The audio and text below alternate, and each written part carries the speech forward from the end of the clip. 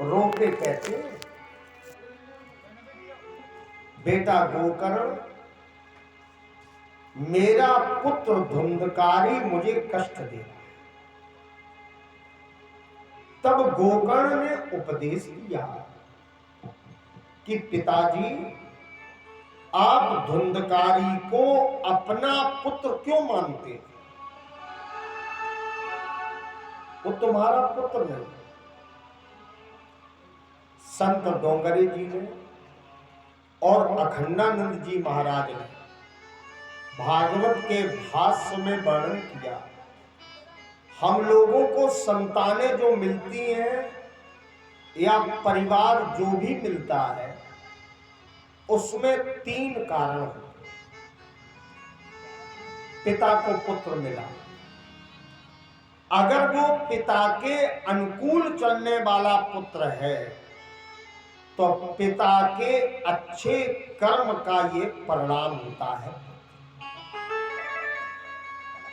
दशरथ सुकृत राम धरि तेहि, दशरथ के पुण्य ही राम का शरीर बना के आए थे। रामायण पढ़ते हो तो जनक सुकृत मूरत वैदेही। दूसरी संतान होती है कामज, पिता से प्रेम नहीं है लेकिन पिता के पास धन है और उस धन से पुत्र की इच्छाएं पूरी होंगी, इसलिए वो पिता की बात मान लेता है। कारण क्या है? प्रेम नहीं, धन। मोटरसाइकिल बनवानी है, पिताजी तो बनवाएंगे, इसलिए वो पिता की सेवा न चाहते हुए भी करता है जब तक धन है तब तक। और तीसरी कोटि होती है शत्रु भाव।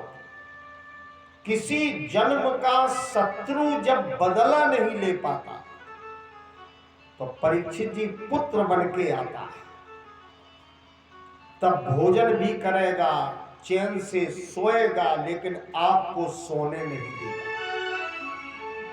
बदला लेने आया और जब उसका बदला पूर्ण हो जाएगा तो अगर अवस्था होगी शेष तो सुधर जाएगा, और अवस्था शेष नहीं होगी तो बदला समाप्त, तो आपका संबंध भी विच्छेद करके वो चला। आज गोकर्ण जी समझाते हैं, पिताजी तुम धुंधकारी को अपना पुत्र क्यों मानते हो? ये ममता, ये मानना ही तो तुम्हारे दुख का कारण। एक श्लोक में बड़ा अच्छा उपदेश दिया, मेरे मन में आया तो श्लोक आप भी सुनो। देहे स्थिमान से रुधरई अभिमत में त्यज्य त्वम जाया सुता दिशु सदा ममताम विमुंच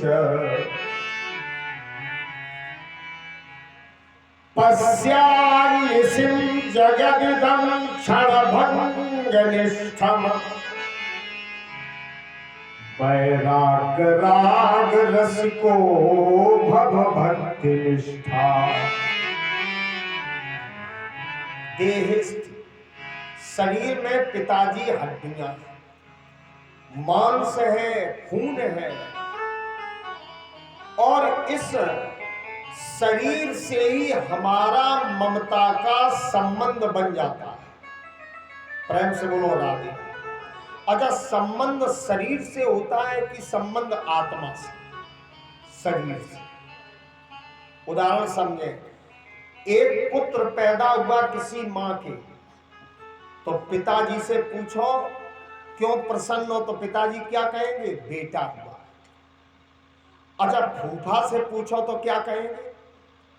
भतीजा। बुआ से पूछो भतीजा, बाबा से पूछो तो बाबा कहेंगे नाती। तो देखिए ये संबंध किससे बन रहे हैं? एक ही शरीर से। बहन कहेगी भाई, है ना? तो ये जो संबंधों की रस्सियां हैं, ये हमारे तन को जन्म लेते ही जकड़ लेती हैं। प्रेम से बोलो राधे। जैसे ही जन्म हुआ तो शरीर की रस्सियों ने, है ना, संबंधों की रस्सी ने हमें बांध लिया, जबकि सच्चा संबंध तो केवल इस जीव का परमात्मा से, और सच्चा संबंध किसी से नहीं है। प्रेम से बोलो राधे। लेकिन पिताजी इनको अपना मानना ही कष्ट का कारण है, इसलिए संसार को नश्वर समझिए, है ना। अपने प्रति हमारा धर्म क्या है, हमारा कर्म क्या है, ये हम करें, लेकिन इसके बाद कर्म करने के बाद उसमें आसक्ति न रखें। प्रेम से बोलो राधे। और वैराग्य ले लीजिए। धीरे धीरे पिताजी इस संसार से अपने मन को अलग करके परमात्मा की ओर ले जाते। वैराग राग रसिको भव भक्ति निष्ठा, तुम्हें संसार में पिताजी जो रस मिल रहा है, इस रस को धीरे धीरे कम करो और वैराग्य रस का अनुभव कीजिए। मैं एक प्रार्थना करूंगा आपसे, ये काम अचानक नहीं होगा। जब आप 45-50 के बाद धीरे धीरे दायित्व कम करोगे, तब कहीं 60-65 पे भगवान की कृपा से आधे कम हो जाए, अन्यथा कम नहीं होते। ये मोहा शक्ति कभी कम नहीं होती। अनुभव करके देखना। कहने में बात बड़ी सरल है, लेकिन अनुभव में बड़ी कठिन है। अर्जुन ने भगवान से कहा कि प्रभु वैराग्य होता नहीं है जल्दी, तो भगवान कहते इसके दो ही मार्ग हैं, अभ्यासेन वैराग्य। ये मन संसार से तब हटेगा जब नित्य अभ्यास करोगे, थोड़ी देर हटाने का, एकांत में जाओगे, चिंतन करोगे, है ना। पहले दिन 1 मिनट के लिए हटेगा, दूसरे दिन 1.25 मिनट के लिए राधे, तीसरे दिन और बढ़ेगा समय, तब कहीं हटने लगे। सहसा नहीं हटता, अभ्यास करो। अर्जुन इसको, चूंकि हमारे कितने जन्म हो गए ये हमें पता नहीं, और प्रत्येक जन्म में हमारा मन संसार से बंधा रहा, तो जिससे बंधन कई जन्मों का है, उस बंधन को क्या सहज में तोड़ दोगे कि 7 दिन हमने भागवत सुन ली तो वैराग आ जाएगा, संन्यास आ जाएगा। अभी देखना, जैसे ही प्रसाद बटे तो प्रसादे में देख लीजिए, हमें दो, हमें दो, अपने आप, है ना, ज्ञान एक किनारे। इसका तो अभ्यास करना पड़ेगा। और जब कई जन्मों का हमारा अटैचमेंट है ना मन का संसार से, तो जब ज्यादा लगाव है संसार से, जब जब आए तब मन संसारे में भटका, तो इसको हटाना थोड़ा कठिन है, लेकिन अभ्यास कीजिए, हटे। गोकर्ण जी ने समझाया,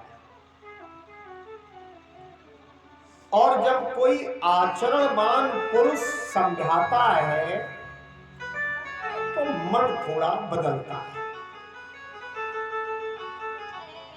वैराग्य आगे, और आत्मदेव वन में चले गए तपस्या करने के। प्रेम से बोलो राधे। अच्छा, तब नहीं गए जब उसने कहा, सन्यासी ने तब भजन नहीं किया, अब चले गए तपस्या करने गए, और धुंधकारी और मस्त हो गया कि अब पिताजी डांटते थे, अब ज्यादा ठीक है। तो ये अपनी मां धुंधली को पीटने लगा और बोला, पिताजी जो धन दे गए वो धन लाओ। भागवत में वर्णन है, इसने जलती हुई लकड़ी के अंगारे से अपनी मां को पीटा। अंगारा नाम तो लुआटी, हमारे यहाँ कहा जाता है गांव की भाषा में चैला, है ना, जलता, उससे पीटा। तो धुंधली को बहुत कष्ट हुआ तो कुएं में कूद के इसने अपने प्राण त्यागे। अब धुंधकारी और स्वतंत्र हो गया। परीक्षित जी 5 वेश्याओं को घर लिया, सारी संपत्ति पिता की नष्ट की। भागवत में वर्णन है कि इसने घर के जो पुराने बर्तन थे वो सब बेच दिए। और उसके बाद चोरी करने लगा, क्योंकि वेश्याएं धन लोलुप होती हैं, तो ये चोरी करके उनकी पूर्ति करता है। आज एक राजा के यहां इसने चोरी की धुंध का, और वेश्याओं को धन दिया, और उसके बाद ये निकल गया मदिरा पीने। सेवक पता लगा रहे थे, तो वेश्याओं ने विचार किया कि अब इसके पास कुछ बचा नहीं और ये रोज चोरी करके मेरी पूर्ति करता है, और अगर किसी दिन पकड़ा गया तो हम सब पकड़ी जाएंगे। तो पांचों ने योजना बनाई कि आज रात्रि में धुंधकारी को कर दे गोविंदाय नमः, और यही घर में गाढ़ो आंगन में। कुछ चतुर थी तो बोली कोई पूछेगा तो क्या बताओगी? तो बोली हम कह देंगे कि परदेश कमाने गया है, परदेश गया। देखिए भागवत है ना। चूंकि वैश्याएं अज्ञान है इसलिए कह रही परदेश गया है, जबकि परदेश ये है और हमारा देश तो वही है। बुजुर्ग लोग गाते हैं रहना नहीं देश बिराना।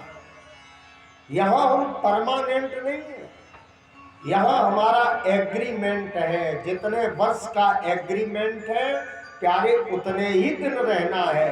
परमानेंट तो हम परमात्मा के अंश हैं, ईश्वर अंश जीव अविनाशी। योजना बनाई पांचों।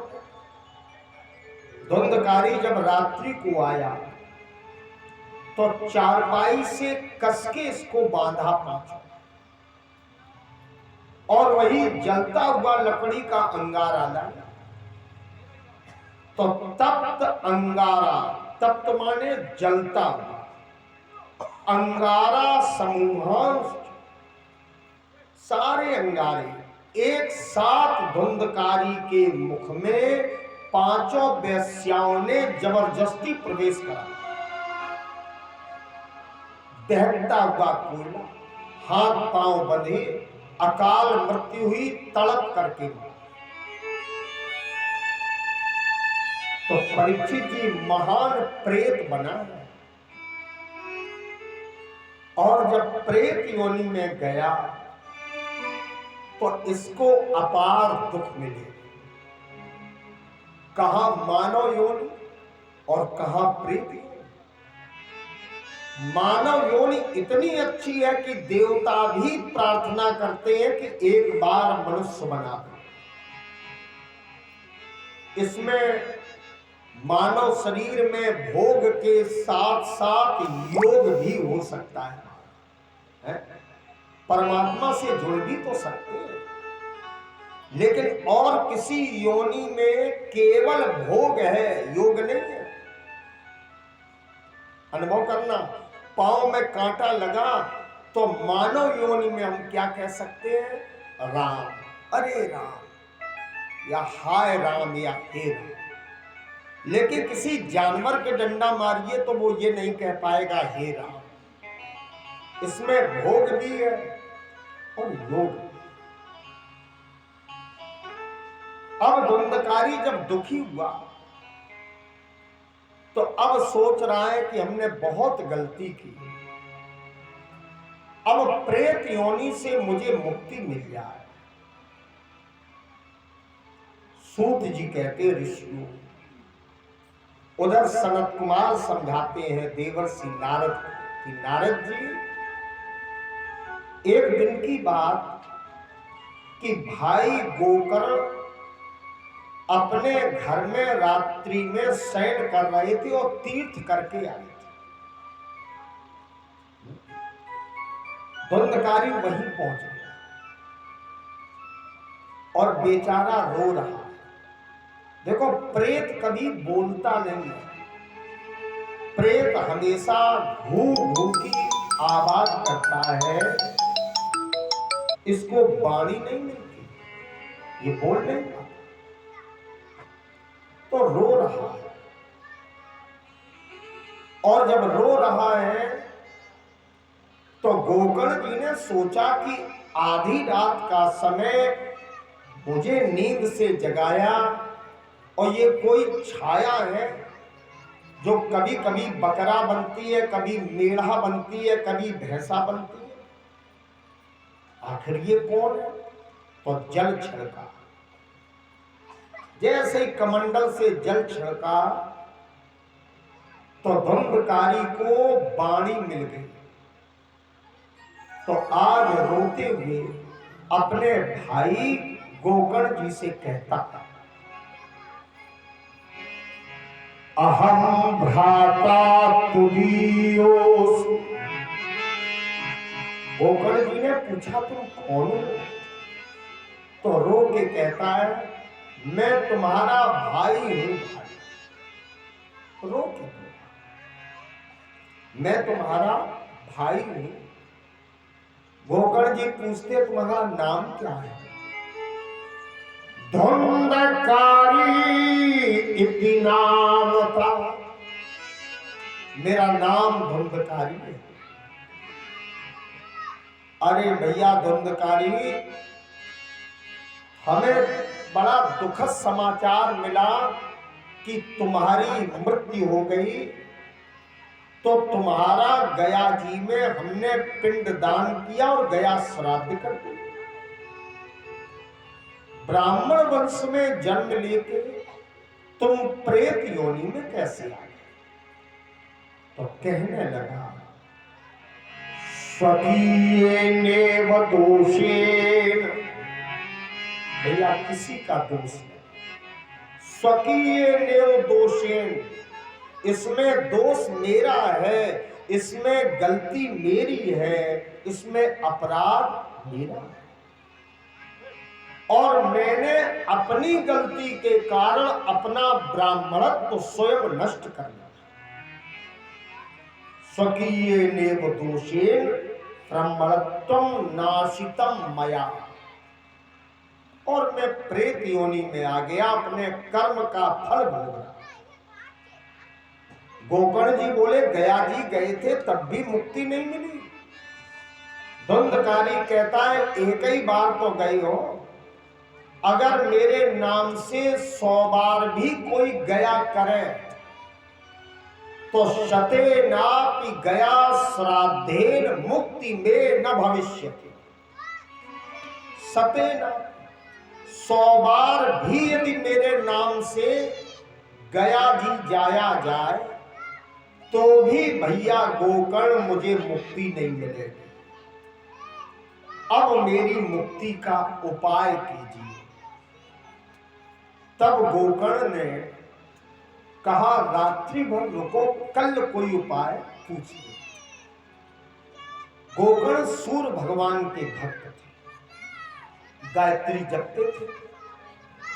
तो गोकर्ण ने तपस्या के बल पर सूर्य के रथ को रोक दिया और कहा, हे जगत के साक्षी, हे सूर्य, मेरे भाई की मुक्ति का उपाय बताइए। तब सूर्य भगवान ने कहा गोकर्ण से कि श्रीमद् भागवतान मुक्ति ही सप्ताह वाचनम कुरु। श्रीमद् भागवत महापुराण की कथा से तुम्हारे भाई को मुक्ति मिलेगी और कोई उपाय नहीं है दुनिया में। श्रीमद् भागवतान, जो संस्कृत जानते हैं वो समझ लें, श्रीमद् भागवतान श्रीमद् भागवत से ही, और जहां ही शब्द लग जाए वहां निश्चयात्मक होता है। केवल भागवत से मुक्ति मिलेगी। 7 दिन की कथा तुम अपने भाई को स्वयं सुनाओ। तब गोकर्ण जी ने अनुपम नगर में तुंगभद्रा नदी के किनारे अपने भाई के लिए कथा का शुभारंभ। सारे गांव के लोग उपस्थित हुए। धुंधकारी को कोई जगह नहीं मिली तो 7 गांठ के बांस में नीचे बैठे। एक दिन जब कथा पूर्ण हुई तो सायंकाल एक आवाज हुई बहुत तेज, चट से। कथा सुन रहे थे तो सब उसी ओर देखने लगे। गोकर्ण जी कहते हैं कोई विशेष बात नहीं।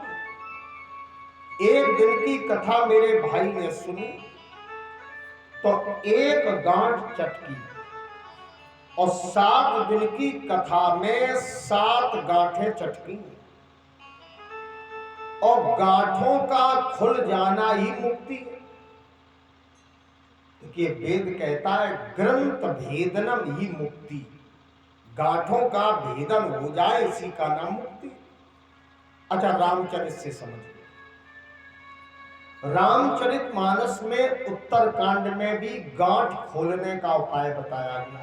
जड़ चेतन ग्रंथ पर गई, यद्यपि मरसा लेकिन छूटत कठिन। संसार को अपने मानने की गांठ मिथ्या है।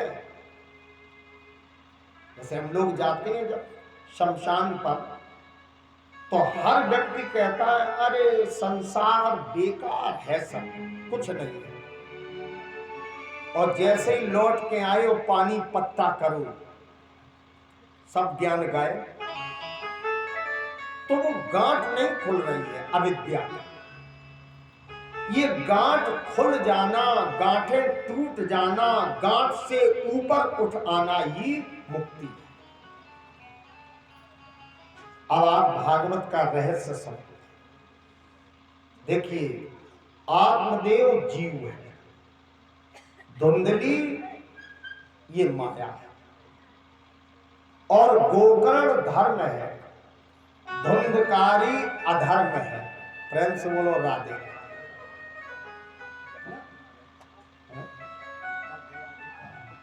गोकर्ण धर्म है और धुंधकारी अधर्म। तो अधर्म जब है, अधर्म को तुम अपना पुत्र मानोगे तो कष्ट मिलेगा, लेकिन उपदेश करेगा, सेवा करेगा तो धर्म। ठीक।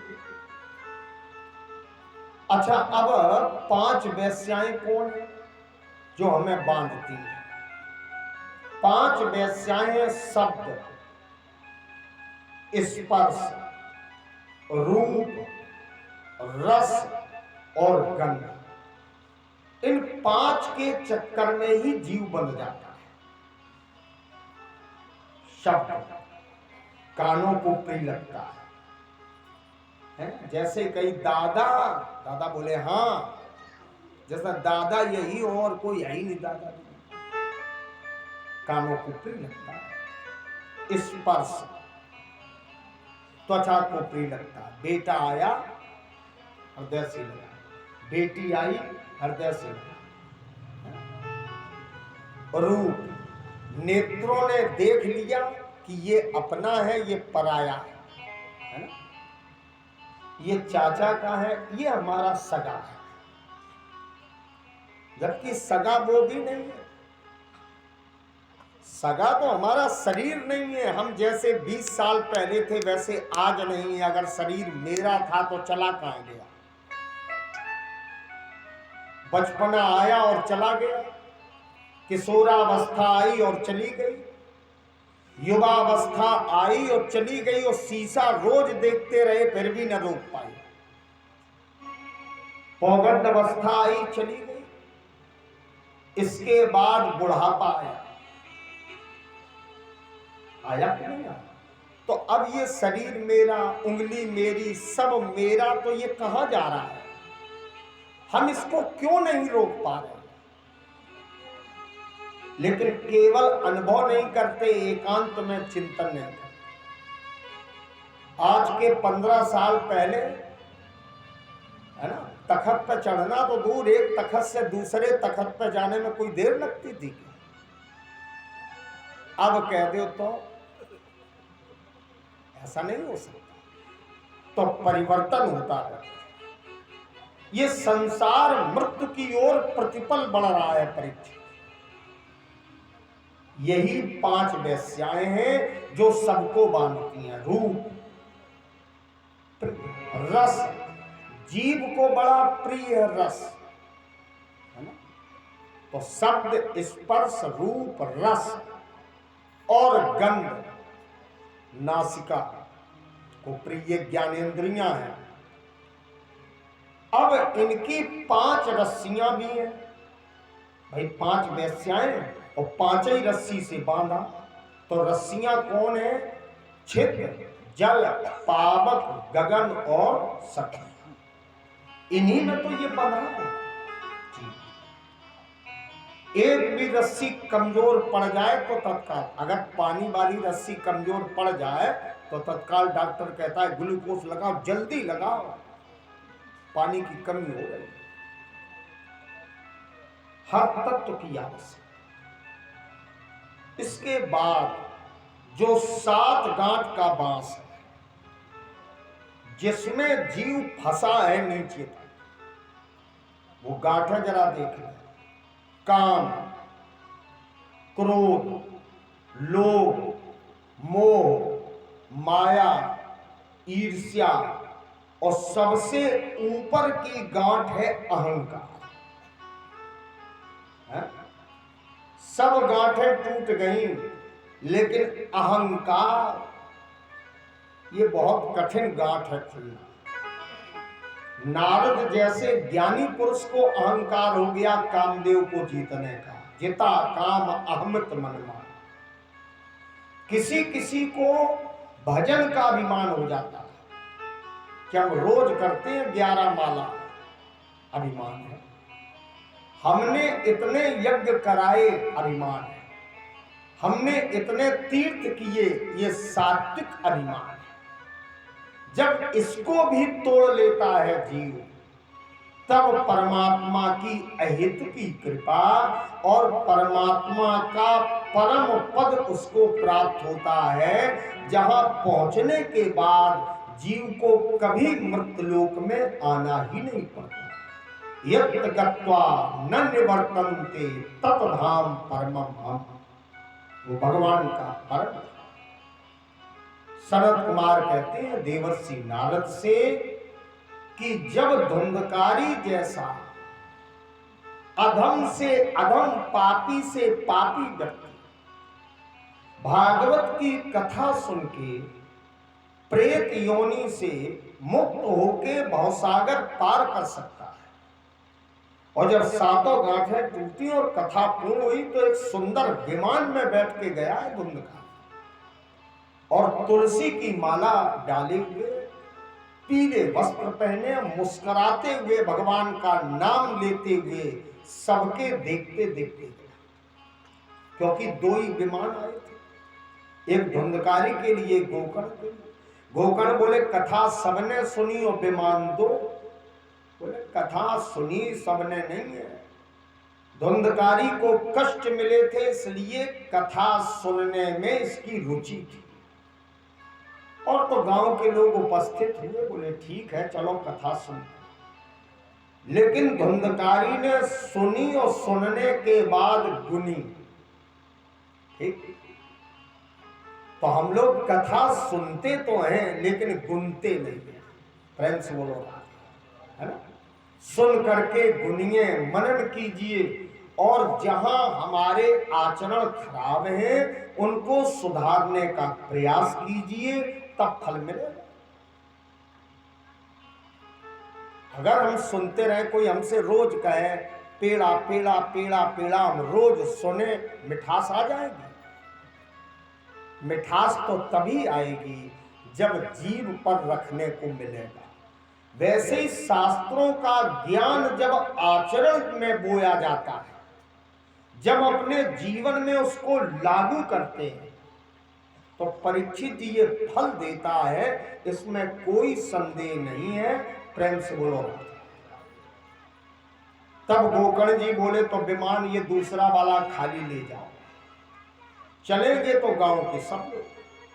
तब दूसरे वर्ष में फिर गोकर्ण जी ने कथा कही, और अब की बार गांव के लोगों ने मन लगा के कथा सुनी, गुनी और उसके अनुकूल आचरण भी किया।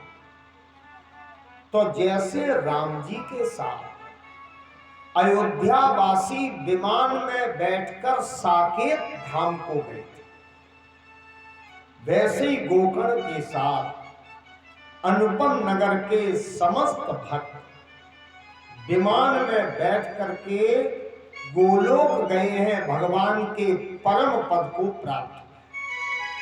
इसलिए भागवत की कथा प्रेत पीड़ा विनाशनी, प्रेतों की पीड़ा का भी विनाश करती है। कौन? भागवत की कथा। केवल मनुष्य नहीं, मनुष्य योनि से बुरे कर्म करके जो प्रेत योनि में चले गए हैं, उनको प्रेत योनि से भी पकड़ करके भवसागर पार कराती है भागवत की कथा। देवताओं के लिए दुर्लभ है। देवताओं को कथा सुनने का अधिकार नहीं है, उन्हें भोग लेने का अधिकार है। पान ले, सुपारी ले, लौंग ले और बाद में धूप दिखाए दे, लेकिन कथा सुनने के अधिकारी देवता नहीं है।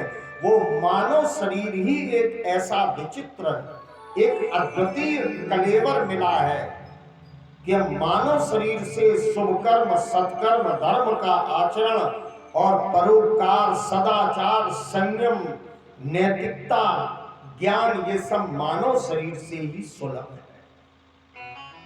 ये भागवत नहीं है, ये भागवत की कथा की महिमा है, जिसके लिए एक दिन आपका विशेष रूप से रखा गया। क्योंकि 7 दिन भागवत की कथा हो, ये सूर्य भगवान ने कहा था। तो अब कल से जो 7 दिन होगी वो भागवत की कथा, और ये भागवत का महात्म है। प्रेम से बोलो राधे। इसलिए ये एक दिन अलग से, नहीं फिर कथा 6 दिन हो जाती है ना, और एक दिन महात्म का चला जाता।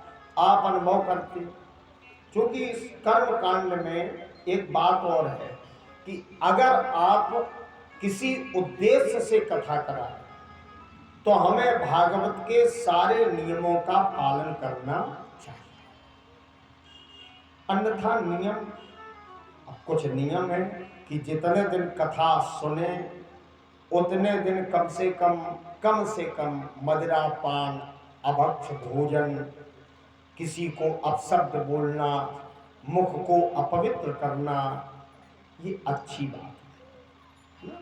संयम का जीवन में प्रयोग करें।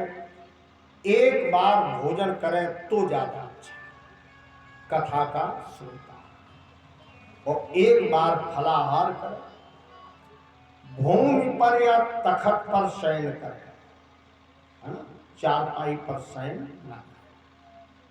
तो इन नियमों के साथ यदि आप भागवत की कथा सुनते हैं तो ये भागवत कल्प वृक्ष है, और कल्प वृक्ष के नीचे जो मनुष्य जिस कामना से बैठता है, कल्प वृक्ष उसकी पूर्ति करता है। मैं आपके समस्त परिवार के लोगों एवं तिगाई गांव के संपूर्ण वृद्धजनों, ममतामयी माताओं को, स्नेहमयी बहनों को और प्रेम प्राप्त करने के अधिकारी छोटे छोटे बच्चों को व्यासपीठ से समादर देते हुए कल ठीक 2 बजे